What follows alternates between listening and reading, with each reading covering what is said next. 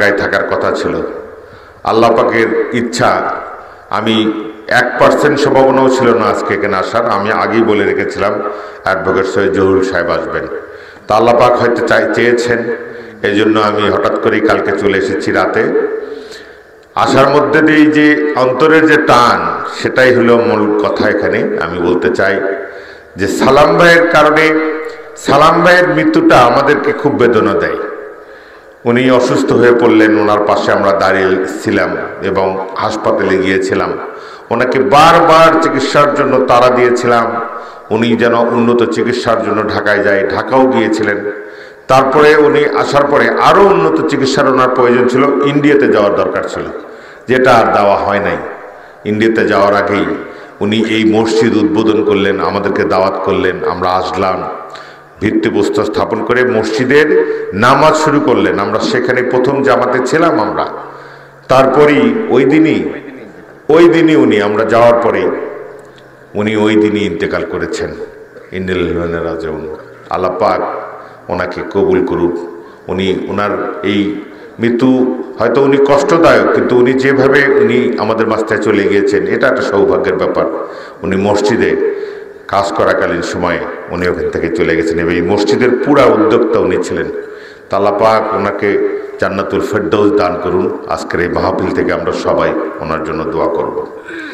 আমি বক্তব্য বাড়াবো না। আজকে আপনারা জানেন, পরবর্তী পরিস্থিতিতে এইরকম সারা বাংলাদেশের আনাচে কানাচে হাজার হাজার লক্ষ লক্ষ জায়গায় এই ওয়াজ মাহফিলগুলো হচ্ছে।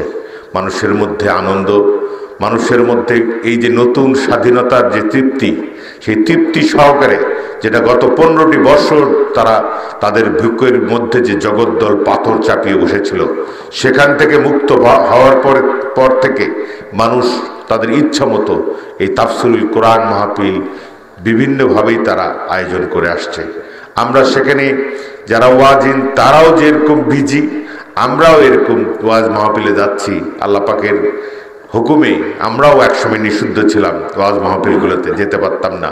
বিএনপির মানুষ যাওয়া যাবে না, জামাতের মানুষ যাওয়া যাবে না, যে বক্তারা সরকারের সমালোচনা করে তাদের ওয়াজ করানো যাবে না, তাদের ওয়াজ করতে গেলে পারমিশন লাগবে।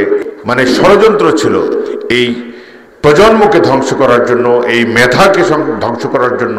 তাদের পরীক্ষা পদ্ধতি ছিল এমন একটি, যেটা আপনার আমাদের মেধা যেন নষ্ট হয়েছে। পরীক্ষা মানেই A+, পরীক্ষা মানে পাস। কেউ যদি ফেল করে, সেখানেও সেই সরকারের প্রেশার ছিল কেন তাকে ফেল করে দেওয়া হয়েছিল।